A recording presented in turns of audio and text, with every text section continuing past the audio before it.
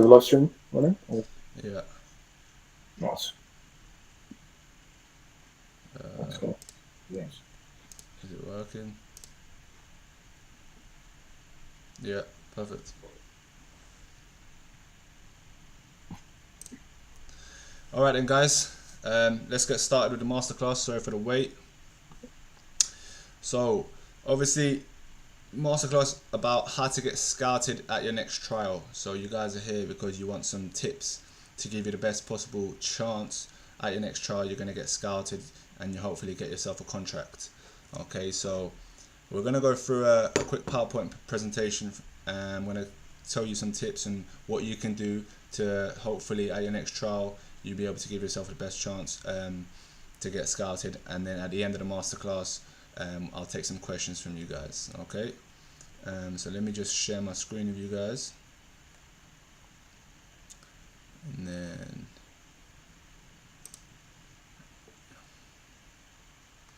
if there's any trouble, just let me know. Okay.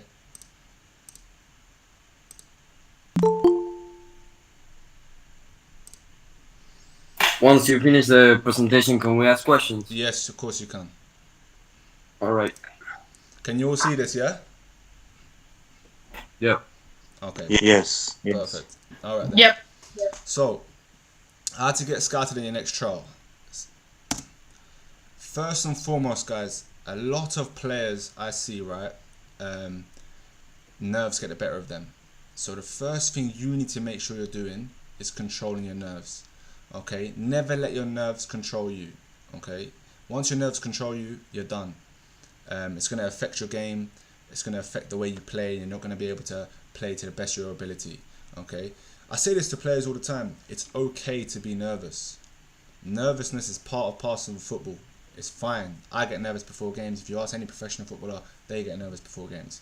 But it's about managing your nerves and not allowing the nerves to control you. Okay, because once the nerves control you, you then start playing with fear. So once you play with fear, again, you're not going to express yourself to the things that got you this trial. You're going to be doing the complete opposite, and you're not going to be able to express yourself on the pitch. You won't be the same player, and you'll play with a bit of fear, and it's like you're scared. And as scouts, if they're looking at you and they're seeing a player that maybe he looks a bit scared, he's playing with fear, it's not a good look. They don't really want that player because you're trying to grab a contract at the end of the day. You want to get into the professional game, and the players they have, you need to be better than what they have. Okay, so this is another big one, guys. Don't overthink every action or mistake you make, because once you can, for example, you be a striker, right, and you've gone through one-on-one with a keeper and maybe the keeper saved it, or you've missed the target. Don't overthink it. Don't start thinking, oh my god, I should have scored, I should have done this, because the more you think it, it's just negative thoughts coming into your mind. Okay, and once that creeps into your mind, the game is just passing by you. It's going to pass by you, and by the time you know it, the game's done, and all you've been doing is thinking about that chance and putting yourself down. Okay, so don't overthink every action. You miss a chance, show your reaction. It's about how you react, and what these scouts will look at is your reaction after it. So if you've given a ball away or you've missed a chance, are you reacting in a good manner to go win it back? Can they see you're strong mentally, that chance didn't affect you? Okay, all of these things, it makes a big difference, and scouts are looking at every little detail. So if things like that do happen, guys, take deep breaths and relax. Relax. At the end of the day, you've seen the top players that you see play for Real Madrid, Barcelona. These top players, they make mistakes. It happens. Okay, so just take a deep breath and relax. The final one, guys, concentrate on your own game and not the occasion. Just because you're at a trial, don't change what's got you there in the first place. Okay, so you know your strengths, you know your weaknesses. So don't be changing, your style of play because you're at the trial now. Just concentrate on your own game. Focus on yourself, enjoy it, and go there and play the way you've been playing throughout the whole season that's got you that trial. Okay. Second thing, guys, believing in your ability is so important. If you're going to a trial and you're going there with zero confidence and you don't believe in yourself, you're just going there to fail. Okay, you're going there to fail. You're there for a reason, not by luck. You've been chosen to come to this trial. They've invited you down for this trial because you've stood out where you're playing, your club where you're playing. You've stood out. You've been the best player there. They're interested in you. They want to see you more. Okay, so believe in yourself and go in there with full confidence. And when you're there, make sure everything you do is at high intensity. Okay, so don't just walk around and think, I'm at a trial and whatever. Have confidence and a purpose in everything you do. That way, it shows to the scouts that you're here to work. You're here to grab someone's shirt. You're here to make sure that you get a contract at the end of it. The second point I've made there, right? If you don't believe in yourself, no one else will. So this is a big point, and I see in a lot of players, right?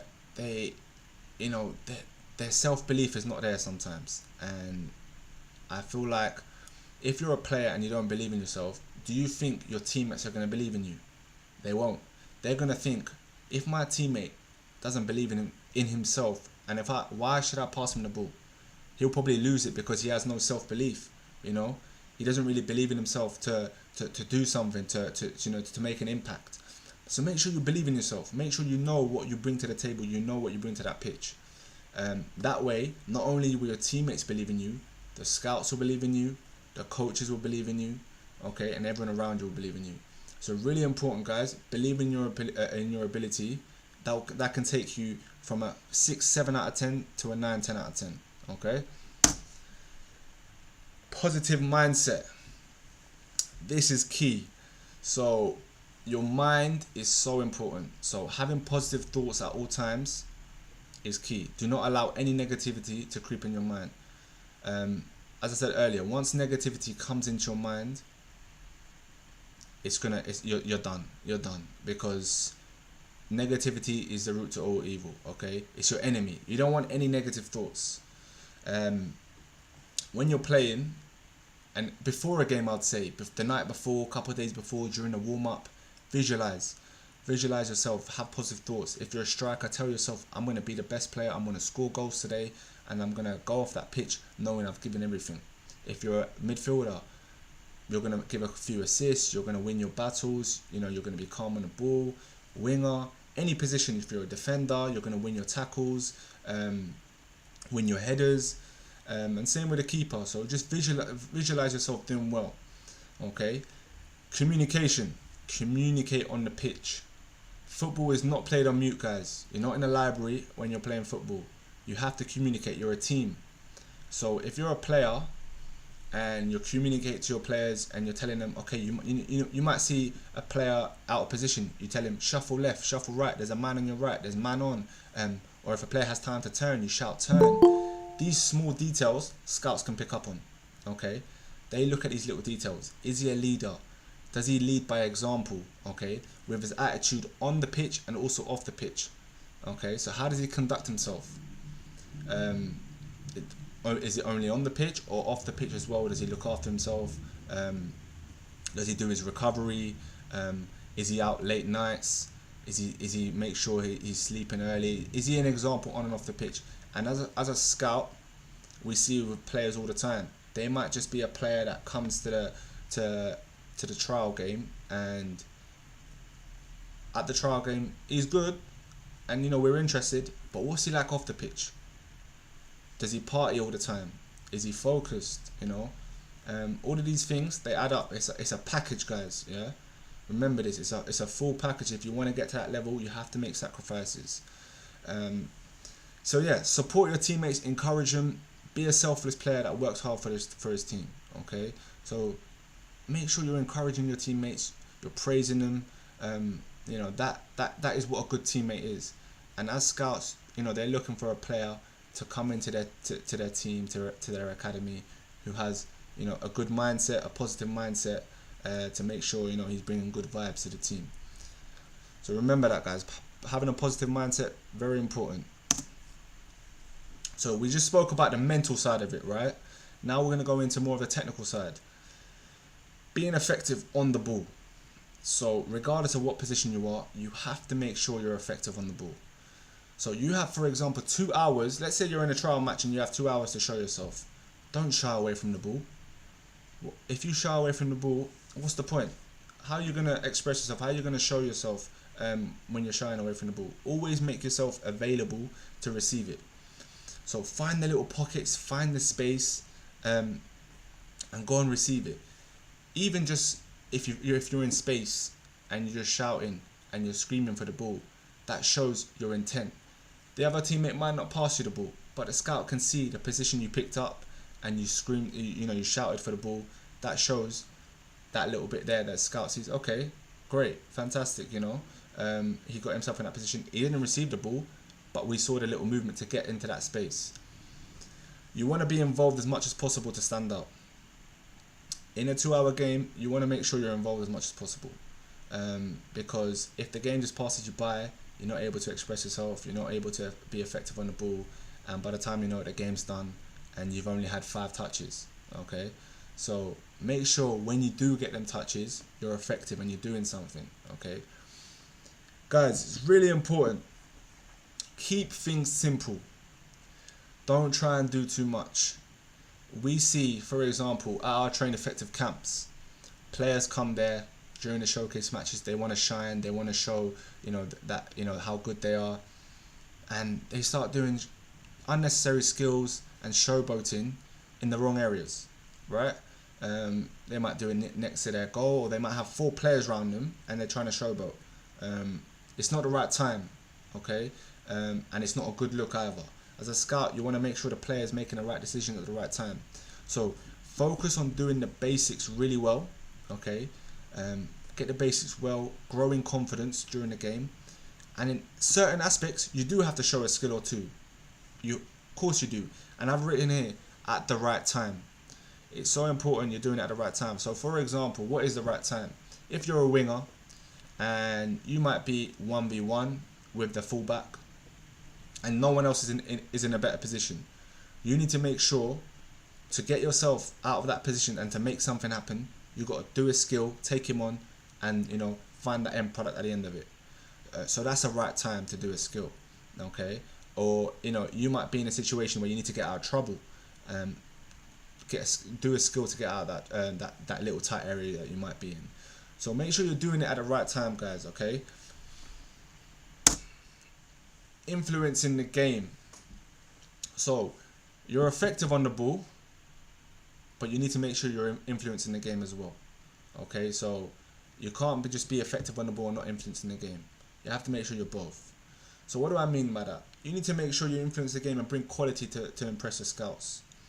So bringing quality is making sure technically you're sound. So when the ball comes, your first touch is great. If you're a midfielder, you have a picture in your head before you receive the ball. You know your next pass. If you're a defender, you're a leader, you're commanding, you're strong in your tackles. So I've written here, a striker needs to make sure he's clinical in front of goal. So these are just examples, right? But it's more to it, guys. It's a full package, but I'm just giving you a few examples of how you can influence the game. So a striker needs to be clinical in front of goal. So if he has 3 chances in the game, he should be taking at least 2 of them chances. That shows a striker that's clinical, okay? And he's composed in front of goal. A winger needs to make sure he's effective 1v1 and has good end product. So there's no good as a winger. You're taking on your man, but your last ball is the worst ball. Your end product is not good enough. So you do all the hard work, you take on your man, but that last bit where you need a bit of composure, you need to make sure you pick the right pass. You need to make sure you pick the right cross. Or it could be you have to shoot in that instance. So your end product is so important, guys. Okay? And as a scout, if I see a winger, or if one of our other scouts see a winger and he's great 1v1, but his end product 9 times out of 10 he makes a wrong decision, it takes away that effectiveness that he is 1v1, if that makes sense. So you have to make sure you bring that end product with it. A centre midfielder needs to make sure he's calm on the ball. He has different ranges of passing. So as a midfielder, you're in them compact areas, right? You'll receive the ball in, you know, areas where a lot of players might not want it. Are you calm on the ball? Do you show composure? Do you show calmness to the scouts that, you know, he's able to receive it? You know, he doesn't panic. When he's on the ball, does he show different ranges of passing? He shows us his short passing. Does he have long passing as well? So at different times of the game, you might have a player, you know, in a better position, and you might have to hit a diagonal pass to him. Can you do it? Okay, these little details make a big difference. A defender needs to be strong and hard in his tackles. Okay, he needs to win his tackles. If you're a defender that's too nice, you know, you're going half-hearted in your tackles, it's not great. You know, as a defender, you want to be aggressive. You want to be strong in your tackles. You want to win your headers. You want to make sure the striker doesn't get the better of you. So that's how a defender can influence the game. And then last but not least, a goalkeeper needs to command his area. Any crosses coming in, he's there. He's catching it. Can you mute yourself, please? Can you please mute yourself? Thank you. Yeah, so he needs to show off his shot stopping skills. So when players come in 1v1 or you know, shooting from long range, he needs to be there, show his reflexes.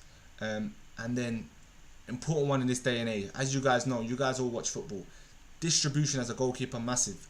You look at the likes of Edison, Alisson, all the way, you know, the way they're so calm on the ball. Are you able to start off attacks on the ball? So when the ball does come with your feet, are you good? How's your distribution? Really important. So that's how you guys can influence the game in different positions. So we spoke about how you need to be effective on the ball. You need to be just as effective, guys, off the ball as well. Another way, you know, I see, for example, again, I'm going to give you examples at train effective camps. Players come in and they might be really good players. On the ball, they're great, they're fantastic. Off the ball, they're not working hard. They're not tracking back. They only come to life when they're on the ball. And there's only two people in this world that has that freedom, and that's Messi and Ronaldo. Those are the only two players that you can say, you know what, off the ball you don't really need to do much, because on the ball they're incredible. But everybody else, you have to make sure on the ball you're good, and off the ball you're just as effective.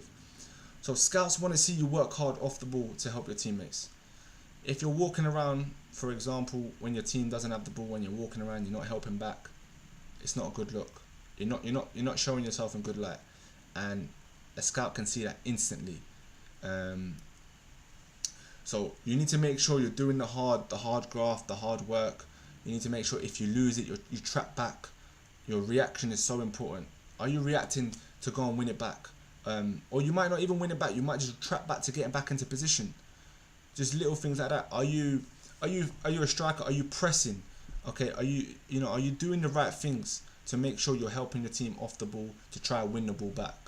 Because if you feel like you don't need to do that and you're just on the ball, that's when you'll come to life. You could be an amazing player, but they'll look at you and feel like, you know what, he's not bringing anything to us off the ball. We can't sacrifice a player to come into our academy and put him in a game situation, and we're going to be playing with one man less because off the ball he doesn't really do much. Okay, so it's really important that you're effective off the ball to show the scouts that you can do both sides of it. The last one I've got there, make good intelligent runs to exploit the space. So what I mean by that, I see all the time players, they might make a run and they don't receive the ball and they moan, give me the ball, I've made a run. That's the worst thing you can do. Don't moan. Yeah, scouts, coaches, we don't like moaners. We don't want to see a player moan. You have to always make sure you look at the positive things. So if you're a player, you could be a winger, a striker, attacking midfielder, whatever position you play in, and you might see space in behind and you make a run, right? You make a great run. You might not receive the ball. Okay, your teammates probably didn't see you, didn't play the pass, and you didn't receive it. I'm telling you now, the scouts, they see all of that. So that run you made, they're writing it down saying, you know what, that's a fantastic run he's made. great run. You know, if you maybe played it in with better players, maybe they would have found him and they would have played that pass. But they write everything down and they see the runs that you make and you don't receive the ball. So do it again. Do it 2-3 times. You might not receive the ball, but you're showing your game intelligence. You're showing that off the ball, you know when to react, when to make runs. If you see space, you go and exploit that space. So that's a bit of advice, guys. If you don't receive the ball and you're making runs, don't get disheartened, because everything is written down and they see everything. We see everything at the games. We see the runs you make, your how you conduct yourself. So yeah, really important, guys. Be effective off the ball, guys. How you conduct yourself, I can't say it anymore. It's probably one of the most important ones as well. Act professional at all times. You're trying to go into the professional game. If you're gonna be unprofessional, what's the point? Yeah, you have to make sure you go in there to show, you know what, even though I'm not a professional footballer on paper, yeah, I haven't signed a contract, but I'm showing you I want to be a footballer. I'm ready to be a professional footballer. So your body language, stand tall and proud. Don't stand, with your head down and you're timid and you show that you're a bit nervous and you're scared. That's the wrong body language. Make sure you're standing there tall and proud and you show the coach and the scouts, I'm ready to work. I'm ready to show you guys what I have. Second one I've written down, wear the correct kit. Look like a footballer. If you're turning up to a trial game, yeah, and you're going into a match situation wearing tracksuit bottoms and you've got shin pads underneath and long socks underneath, already you're showing the scout and the coaches you're not serious. You have to look like a footballer. And when you're looking at football on TV, you don't ever see that. You don't ever see that. So make sure you dress appropriately. Make sure you come with your shin pads. We come with your long football socks, your shorts, your t-shirt. Just be professional, guys. It's really important. Your first impression is massive. It's massive. Be respectful to your coaches and your players. Okay, so be respectful to everybody. Yeah, show your manners. Like have some respect for your coaches. These coaches want the best for you. If they tell you something, make sure you listen to your coaches as well. Make sure you can take on instructions. A coach might tell you to play in a different position and you might have never played there before. Are you able to adapt? They're going to test you. They're going to see, is he able to adapt? Is he moaning? Is he shrugging his shoulders because I've told him to play in a position that maybe he doesn't really like playing in? Or is he just getting on with it? And is he doing so well in that position because he's put his mind set to it? You know what, wherever a coach plays me, I'm going to give 110% and I'm going to be the best player in that position.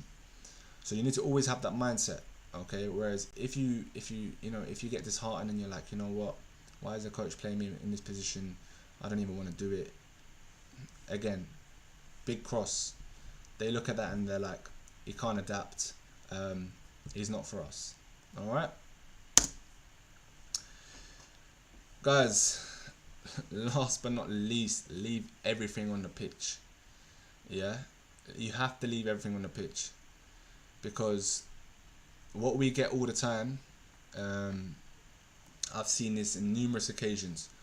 Players come to train effective camps and after the camp they're like, you know what, I could have given another 20%. I had more in me. And they leave with regret.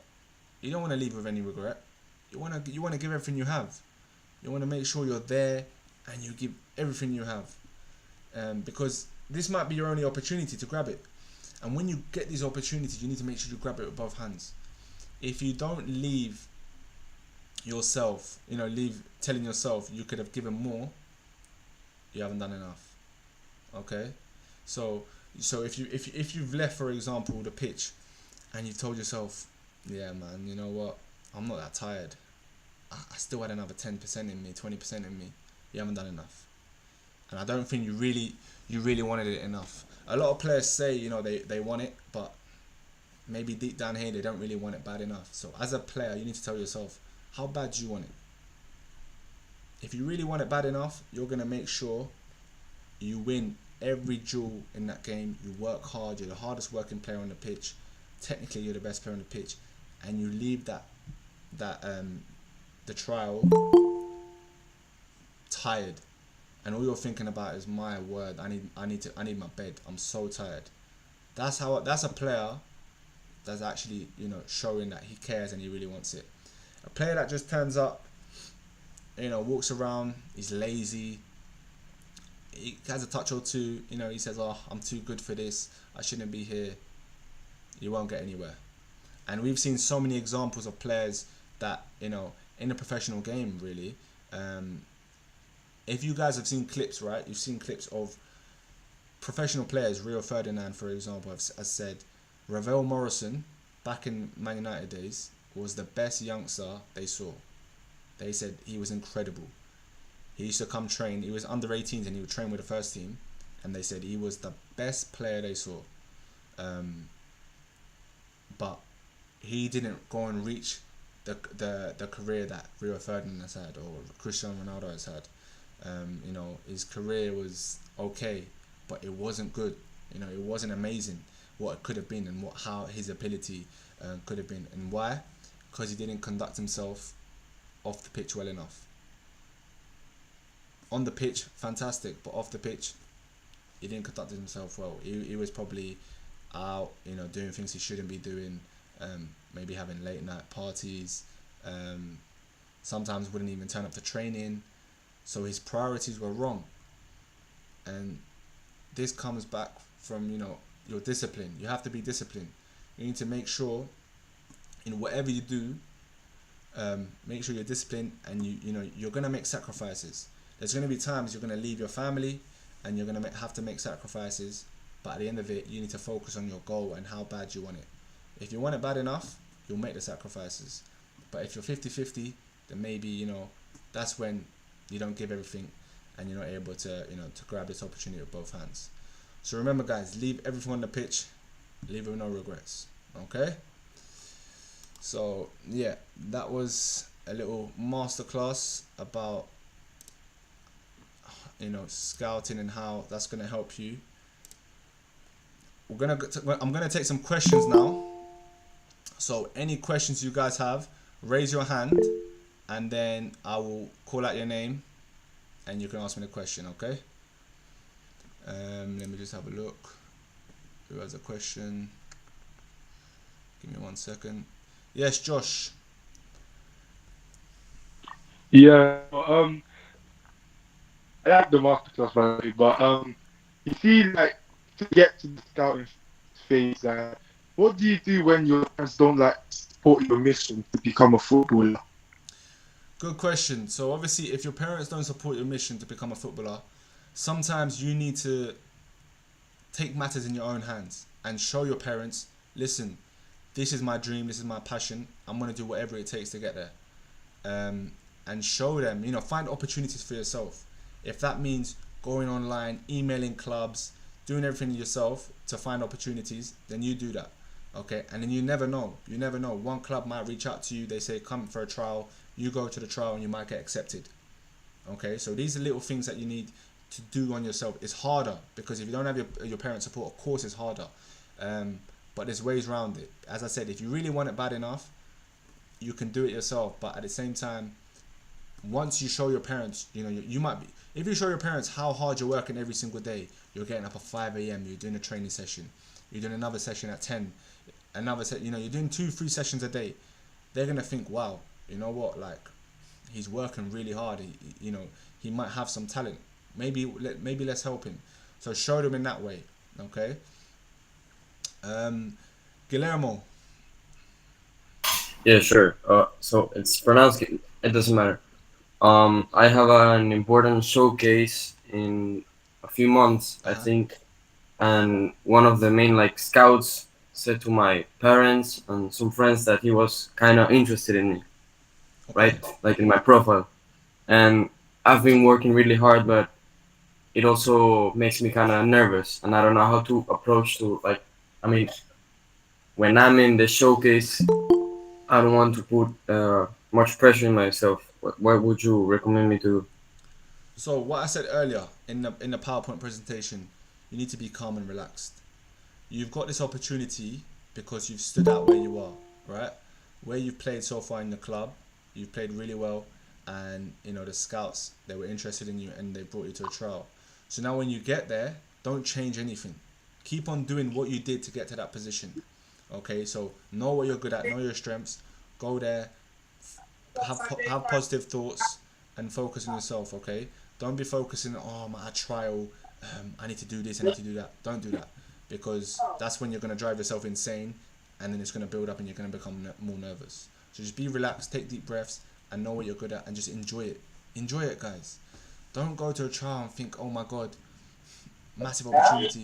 Just enjoy it. Let me just mute this guy. Okay. Yeah. Hopefully that makes sense and that can help you. Yeah, thanks, man. No worries, mate. Pavitra? Yeah. Actually, I'm from India, Lucknow, and there are no scope for football, but I'm very passionate for it. And since there are no nearby camps trainings, so my mother is always telling that change the sport, change the sport, and plus I'm getting injured all the time, and it's just like I just just can't cope. My mother is telling that this sport is too risky, this. So what's your question? The question is, how can I be confident and how can I convince my mother that I am very passionate about this sport and I really want to play? And just because there is no nearby camps near my house doesn't mean I will leave football. I understand. It's tough. It's tough, if you're a family household and you're the only one that loves football and the only one that, shows passion for it. It's hard. Of course it is. But as I said to Guillermo, I told him, you have to make sure you just believe in yourself, first of all, okay? Second of all, make sure that if it's what you love to do, right, train, okay, make sure you carry on with your training, because no one can stop you training. If that's your passion, if that's your hobby, keep training. No one can say don't train, because first of all, it's good for you, and something you enjoy and it makes you happy. After that, speak to them. Say to them, this is something I really enjoy doing. If you guys can support me, I'd appreciate it. And then, just have that communication with them. And as you grow up, make sure you keep training hard and show them the passion you have for it. If this is something you want to do as a profession, then again, have that conversation with them, and hopefully they can try and support you. Okay, thanks, man. No problem. Big Sam? Okay, so when I play football, I play with a very good mindset and positive, but I can only maintain it for like half of the match, and the other half was is terrible. So how can I maintain positive mindset all the time? So why did you only play good for one half? What affects you for the second half? So I think like first half I think I did good, and in the second half I made some bad decisions. So yeah, I think that's why I played that the second half. So what you need to do is, what works for you in the first half, take that into the second half. Why are you changing things? Okay? So if in the first half you're playing really well, don't change it, because it's working for you and you're feeling confident, you're doing well. So take that into the second half and just keep doing the things. If you feel like you might go through a period, 10 minutes of the game, you keep giving it away, your confidence has dropped, just go back to basics. Get the ball, simple passes, build your confidence up again, and then take it from there. Okay, so never get into your head too much. Yeah, thank you. Daniel, What should you train more, your weaknesses or your strength? what do you think? My strength? Maybe? Okay, so this is a tricky one. So some people might say strengths and some people might say weaknesses. My personal opinion, what position do you play? Central defensive midfielder. Okay, and what's your strengths? My passing and my long range shooting and my conditioning. Okay, Stamina. okay. And what's your weaknesses? My pace and my physicality. Okay, so there you go then. So if we add it up, you play as a central defender. You said your strengths is long range shooting. As a central defender, you're probably not gonna have any shots, right? It's doubtful unless you go up for a corner and things like that. That's when you'll probably be as effective. So take away the long range shooting, and you bring in physicality. So that's where I'd say work on your physicality, because as a defender, you need to be physical. You need to be strong. Your pace is important as well, but it's not as important as the physicality. So what I'd say is find the balance. Find your strengths, know your strengths, look at your weaknesses and say, is this weakness, if I improve it, is it going to improve me in my position as a centre back? If you say yeah, then work on your weaknesses as well. But never forget to keep on working on your strengths as well. Okay? But I'm not a center back. What did you say? You said central defender, no? No, central CDM. CDM. Yeah. Okay, so you're still a defensive player. You're still a Yeah. defensive player that that has defensive roles and responsibilities. So as I said, it's the same thing applies. Okay. Okay. Chuetso, I'm not sure if I'm playing in the right position. What should I do? what position do you play? As a left back, And why are you not sure if you play that? What's giving you doubts? so when I'm playing with my mates and stuff, I play very well going forward, but then I start to get nervous in the game. You get nervous in the game. Yes, Okay, interesting. So why are you getting nervous? Is it because you're scared to make a mistake? I think so. There you go then. So don't be scared to make mistakes. You need to have that mindset of, if I make a mistake, it's okay. It's not the end of the world. I'm gonna make up next one. So have that mindset. Don't be afraid to make mistakes, because once you play football with the fear of making mistakes, you won't be able to perform to the best of your ability. Does that make sense? Yes, All right. thank you. No problem. I think we have Nick. Hi, good afternoon. Actually, this question is for my son. Right now, it's kind of trial season here in Canada, right? And might be looking for potentially new teams, right? So my question is, what are some of the top things or the top attributes you would look at when possibly joining a new team? So it depends on, first of all, their age and their position he plays. So how old is he and what position does he play? He'll be a U15, so 2009, and he's typically a fullback, but does play center back and CDM. Okay, so he's more of a defensive player. So what we would look Yeah. at, if a player came in on trial and he's playing in a more of a defensive position, first of all, what we would look at is he defensively sound? Okay, first and foremost, we need to make sure he understands the game, he's able to defend. The positions he picks up, is he intelligent? Does he know when to shuffle over? If he's a fullback, does he know when to overlap? Does he know when to stay back? How's his timing? How is he on the ball? Technically, is he sound? So we take in the full package physically as well. Is he able to have that stamina to complete a full 90-minute match? But obviously at that age he's still as well developing. So we, if we feel like he has a lot of potential and he just needs a little, a tweak here and there, then we can bring him in and help him develop that. But it's more so, if you're a defensive player, we look at defensive side of things, and then how is he technically and also physically.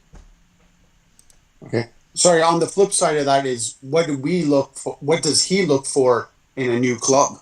What does Like, he what are look the for? Okay. yeah? Like, what are the top things that should be on the checklist? Like, So that can make a sound decision when selecting a new team. So what I would say is, if he's looking for a team that has a reputation of producing good youngsters, right?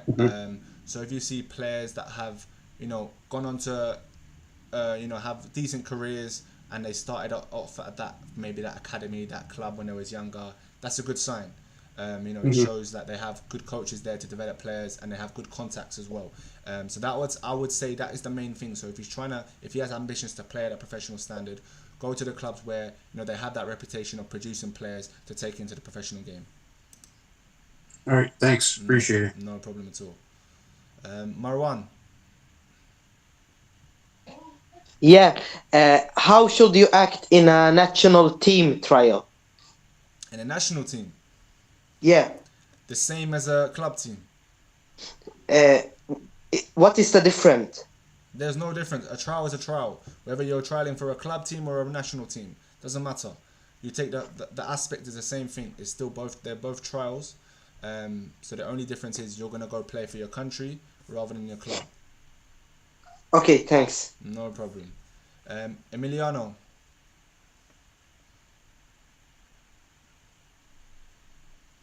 Okay. For me, right now I'm in a tryout, and for me it's really hard to make friends. Uh, I don't know, like I can make some plays with my teammates, and I have like a mom there, and for me it's hard to make some friends over there. And I don't know how because I try to talk with all of them, I can't. They don't want to. You see, so you're on trial, yeah, and they don't want to be your friend. Yeah, I'm on tryout, and they don't want to. Like I try to talk with all of them, and the problem is that like they have a little group of old players, like they don't want to talk with all the new people. So have they already been a team, and are they like part of the team already, and you're trying to join their team? Yeah, Okay. because yeah. Yeah. So listen, this is a typical situation. Players sometimes feel threatened. So if a player's in a team and he sees a trialist come in and maybe plays in the same position as him, he's gonna maybe try and do things to make the other player, the trialist, feel uncomfortable. But don't take any notice of it. Yeah, just focus on yourself, enjoy your game, and as time progresses, you're gonna make friends. Believe me. Once you sign for the team, you're gonna make friends. So this is just part and parcel of players trying to play mind games with you to try to put you off because they might feel threatened that you're gonna take their position. Thank you. No problem. Andona, hopefully I said your name right.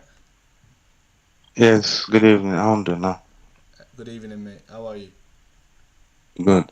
Like when I play, sometimes I'm a fullback. So when after not one game, maybe 3 games or four, it's game, I'll start having this calf or shin pain, and I can't run. Not that I'm tired, but if I run, it's pain me. So I'll need like maybe a week to recover. Then maybe the next game after a week, I'll be able to make those runs. So, and I don't know what's really causing the calf and shin pain. So I don't know from your experience, do you know what it is or have you experienced it? Yeah. So your calf muscle is weak, and your your shin muscle as well. So what you have is, right. First of all, you need to work on your calf muscle. So you need to get in the gym and do calf raises. Okay. So work on your strength and conditioning, because if you're cramping up or you're feeling a lot of this pain in your calf, it means there's too much force going and your body can't cope with it. So that's when pain starts happening. Whereas if your body was strong enough, it'd be able to cope with the pain, and cope with with you running 90 minutes, for example. So what I'd advise you is get in the gym, do some calf raises, work on your calf strength, single leg stuff, to strengthen it up. And then once you feel like it's got stronger, carry on with it. Don't stop. So even when you're playing, don't stop with your calf workout. So keep on doing it. Keep on working on your strength and conditioning, because it's going to help you in future. Okay? Okay, thank you. Thank No you. worries. Grayson?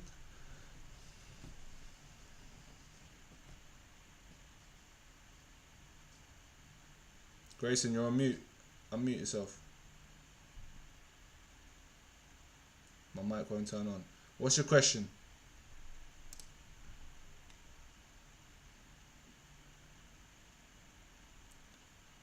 Emiliano, you're welcome.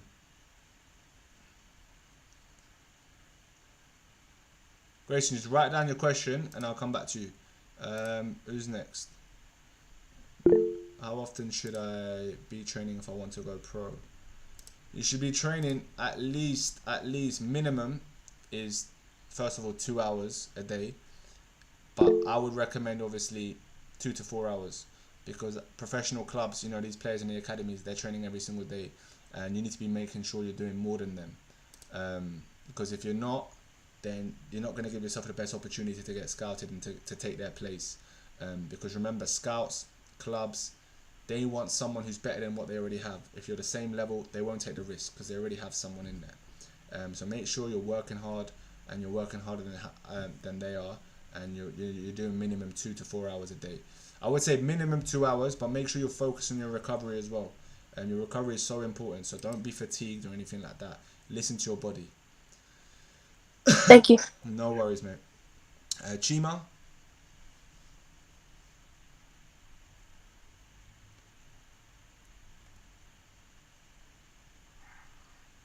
How do I become more consistent?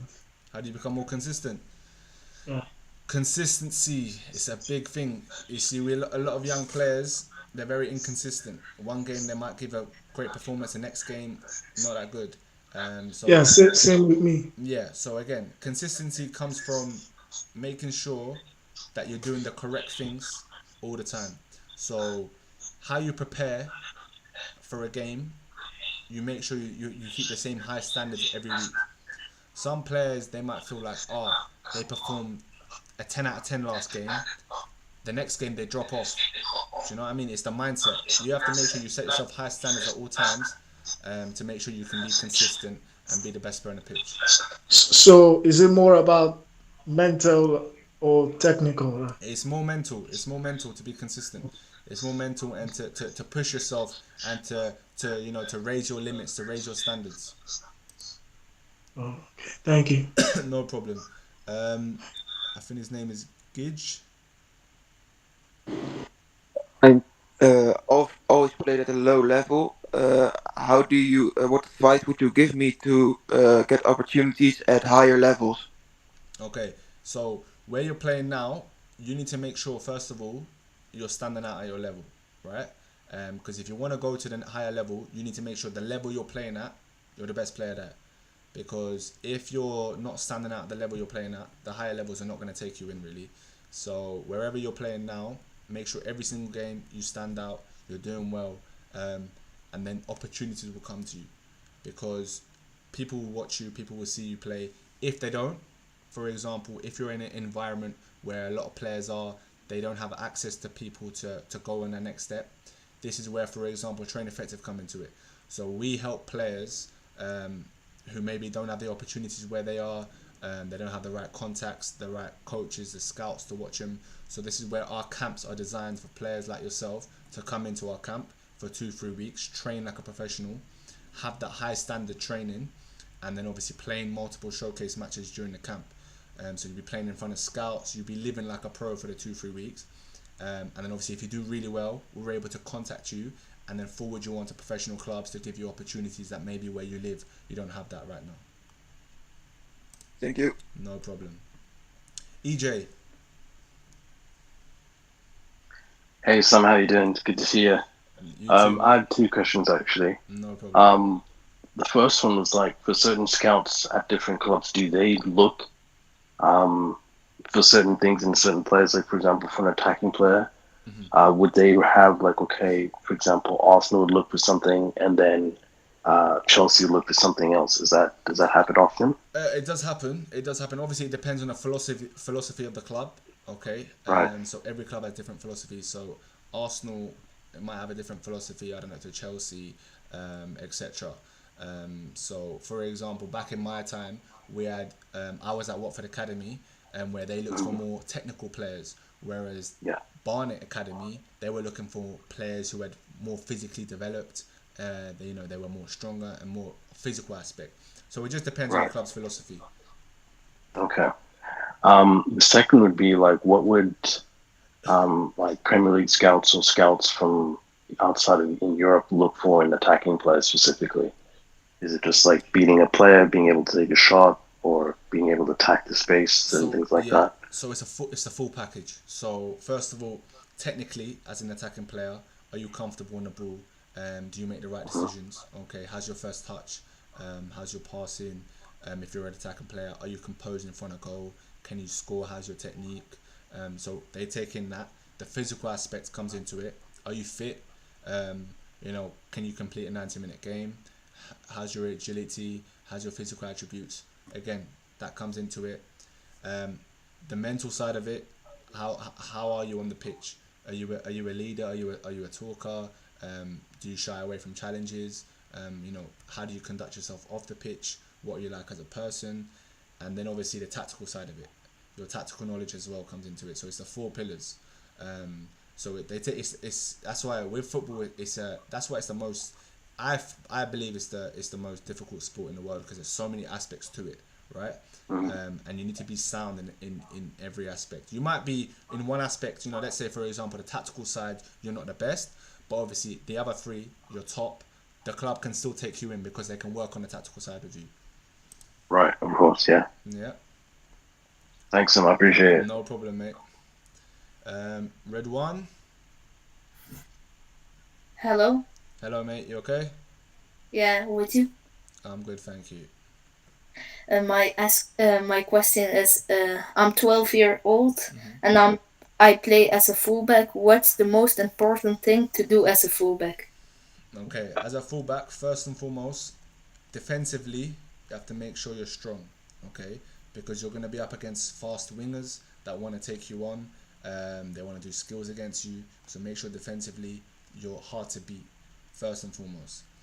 Second of all, your positioning. Make sure you know the right positions to get into, when to shuffle over, when to play a high line. Make sure you're always in communication with your centre back.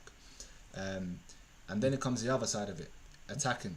You have to be strong going forwards. Okay, be strong attacking. Know when to overlap, know when to stay back. How is your crossing? Are you a good crosser? Can you create chances for your team? So all of these can make a good fullback. I have another question. I play with kids that are 2 years older as me and 1 year older. How do I stand out? Because the players from that team, they don't take it seriously, and sometimes we even play with 10 players a match. Okay, so if they're not taken seriously, you just focus on yourself. You take it seriously because you never know where that can take you. Don't drop to their level. You always keep your standards high. And because they're older than you, they might be stronger than you, so they might be a bit physically developed. So where you need to be better than them is your mind.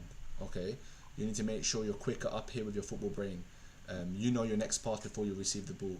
You're doing things. You're 2-3 steps ahead of them, and that way you're able to stand out. I Okay, that is it. Thank you. No problem.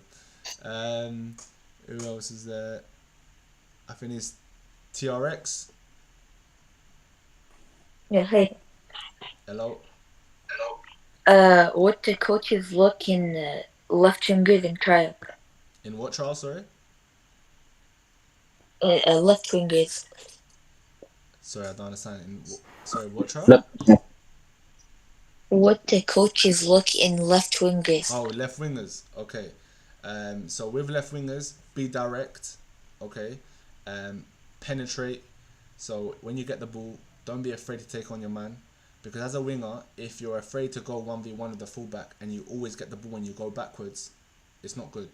So as a left winger, you got to make sure you're direct. You exploit space in behind. If you're fast, make runs in behind.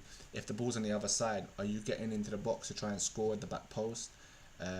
These things they look at. They look at how enthusiastic you are, your intensity. Do you do everything at a high intensity?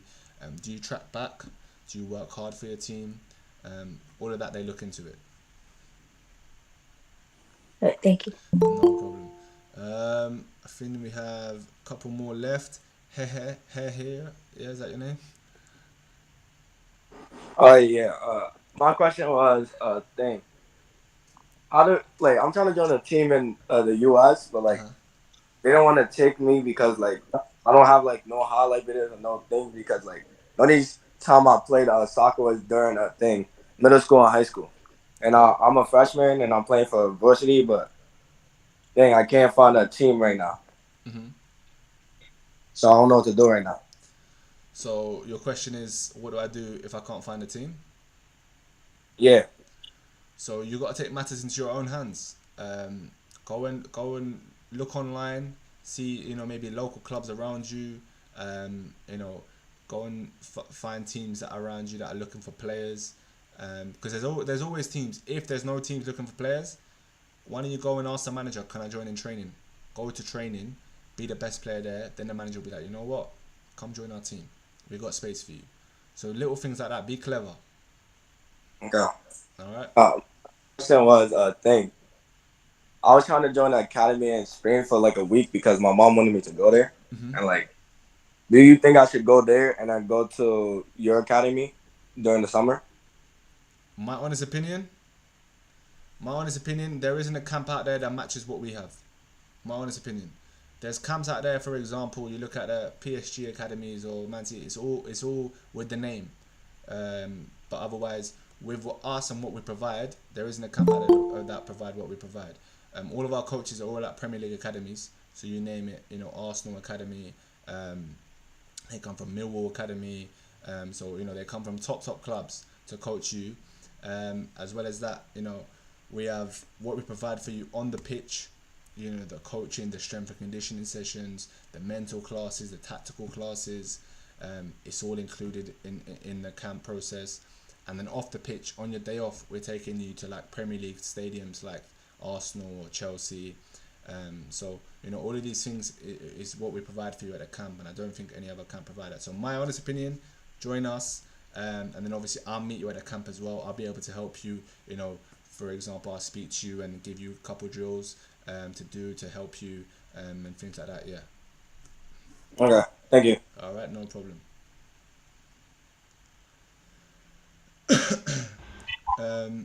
Is it Peter? Yeah. Yeah, thanks, Sam. So this is a question also. Can you hear me well? Yeah, I can hear you. Okay, good. This is a question for my son, who's going on 8. He trains about 20 hours a week. He's 7. He's going to be 8 in April. He's playing in the 6th division, though, which is for 9, 10-year-olds. He'll be heading out to Paris, to PSG in April. So he's got his first camp. He's going to be a week out there. Okay. And I'm keen to send him off to academy boarding school type of, that approach so I guess the first question is, from what age are the young guys getting out there on full kind of boarding plans, and what about the guidance at that young age, right? That I would move out to London, let's say if he went to London, but a little concern in terms of keeping him mentally strong, the mentality, the guidance for these young guys when they're on a full board type of plan. What do you have to say about that in terms of age and your recommendations? He's good. Obviously, he's playing. They promoted him up to the 9, 10-year-olds. He's quite physical. He plays central attacking midfield and striker. So he's got a good head on his shoulders. There's no whining on the field, but still, I'm concerned about the guidance side. Still at 9, being away from home when I won't be there next to him. Yeah, no, definitely, and that's a big thing. And for me. At 9 years old, he's still so young. He's so young. So he's 7. He's 7, Sam. He's 7. There you go. Then. Yeah, he plays with the 9, 10-year-olds. Yeah, he's on the first team. There you go. Then he's 7 years old. So at that age, all it is just you don't want it. For me, I personally, it's a great opportunity. But what I would want at that age, just for him to enjoy it. Like once he gets into that habit at that young age of a full boarding school, you won't be there next to him. It gets a bit more serious, and he starts to realize, this is actually serious. At that age, at 7 years old, that's when you just tell him, go to the park, go kick about, go have fun with it, because he's still so young. He's so young. So, and players don't stop developing until 17, 18 years old. Where I would say it becomes a bit more serious, and where I would, players can go into them kind of boarding schools, and that's where they realize, is this what I want to do or not? Is 12, 13 years old. So once at that age, that's because from 16 to 18 in the UK is where we give, for example, a scholarship. So you get a 2-year scholarship if you're good enough, and then obviously after that scholarship they will offer you a professional contract or they'll release you. Obviously before that it's just we academy stuff. They come in for an hour or two, 3-4 times a week.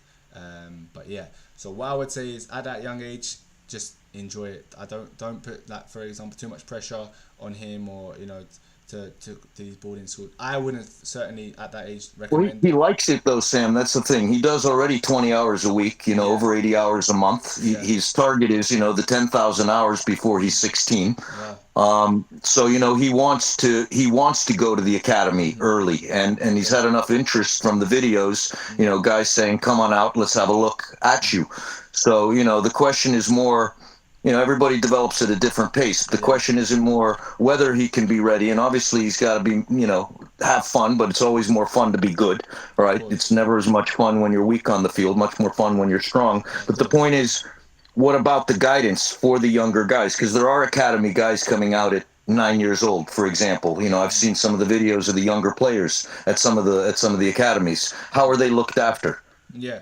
So in terms of how they're looked after, obviously they are looked after, but they don't have their. Obviously, you won't be around him, right? You won't be around him, so he doesn't have that parental guidance really. And nothing beats that. So having you there around him every single day, guiding him. There's nothing beats that. You can put him in a boarding school, and he'll have his coaches or the guidance over there, but it won't be anything compared to your guidance, for example. Correct. So I would just say, for me, of course, if he wants to go there and do it, more than happy. Go and do it. Go and see what it's like. Of course, if he's ready for it, go and do it. But it's just a case of, sometimes at that age they can get homesick really quickly. Right. So that is a thing I'd think about. But otherwise, at that young age, just go and enjoy it. And obviously the guidance, as you know yourself, nothing beats that parental guidance. Yeah. So 11, 12 years old would be a closer to the age that you would start suggesting. That's what I would say, yeah. Once from 11, 12, 12 and above, that's the ages where I would say, this is where it starts to get a little bit serious. Because as I said, they're still developing. At 7 years old, you don't know if that player is going to become a professional or not. Fair enough. Thank you, Sam. No problem, mate. I think we have Big Sam. You wanted to ask another question, yeah? Last 4 questions. Okay, thank you for the opportunity. No problem. I was asking when you're in a trial and other teammates are not on the same game understanding level. For example, when coach arranges some drills, they don't give the same quality passes as you give them, and also when you're playing a small-sided game, they don't lose those rounds off the ball and on the ball. So what are you suggesting when you're on those kind of trials and those moments? Sorry, I don't understand the question. I was saying, do you hear me? Do you hear me? I can hear you. Just what was the question? When you're in a trial and your other teammates, they're not on the same level as you are on the game understanding level. For example, when a coach chooses you on the small side games, they do not do those off and on the ball movement with the ball. I think when you give them the good passes, they don't bring it back the same level of passes. So, what are you suggesting to cope with at that level? Yeah, so obviously you want to be playing with better players around you. That way it's going to make you look better. You're going to stand out because when you're playing with better players, they're more on your wavelength. You might make a run, they're able to find you. Whereas if you're playing with players that are maybe not on your level, it's a bit more difficult. So what I would say, if you're in a trial and there's players maybe not at your level, you're at a trial, you can't really do much about it. At the end of the day, you need to focus on yourself and stand out for yourself. So as soon as you get the ball, just make sure you're effective on the ball, you influence the game as well as that on the ball and off the ball, and then the rest will take care of itself. So if the scouts and the coaches will be able to see that if a player is not on your level or not. EJ.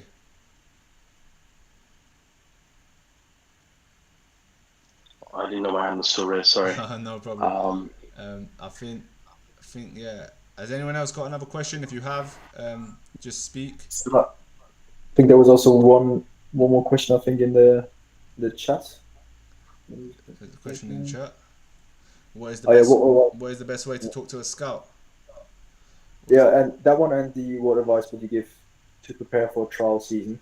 What should you work on to prepare for? Okay, so what is the best way to talk to a scout? I would say is there's no really advice to speak on a specific scout. You just, the scouts are going to watch you. They're going to see you play. It's how you perform really, and then obviously you need to be respectful towards them. If they ask you questions, make sure you're respectful. But yeah, there's no a certain way to speak to them. What advice would you give to prepare for trial season? What should you work on to prepare for trials? Also, have a Train Effective app. That's great that you have a subscription to Train Effective app. Hopefully, that app's helping you. If any of you guys are interested in joining the app, let me know, and then I could send you a link, or you can go directly on our website. So what advice I'd give you to prepare for trial season is make sure first of all you're working on your strengths and your weaknesses, and make sure you're setting yourself new targets all the time. So what you did last season, you want to make sure you beat this season. Pre-season is the most important part. So during my personal pre-season, so if I have pre-season, my pre-season is the most important part, because during the season you can't really do much. I can't really do much strength and conditioning stuff because I've just got games and training, so it's tough. You feel fatigued. So during the off season, where I'm preparing for the pre-season, the trial season, that's when you can really get the extras in, the strength and conditioning stuff, the technical stuff, everything else. So you can get some more extras in during that time. I have a question. Yes, TRX, what's your question? If I don't have access to a field, like where do you advise me to train at? Anywhere. Get a sock. Train with a sock. A what? I'm joking. So if you don't have access to a field, if you don't have access to a ball, you can do. I have a ball in the equipment, but I don't have a grass field. Go and train. I don't know, find a little cage, find somewhere. Just, it doesn't have to be a big space. Find somewhere where you can do some technical stuff. Go outside, find a wall, pass it against the wall. That's gonna work on your ball control. Do some kick ups. Again, that's gonna work on your ball control. You can always find ways. You might not be able to do massive things like you would on a full size pitch or a grass pitch, but you can always find ways to improve. Okay, thank you. I forgot a question. I got rejected by a team at a trial. I was just as good as the other kids, but not good enough to replace them. Was said by the trainer.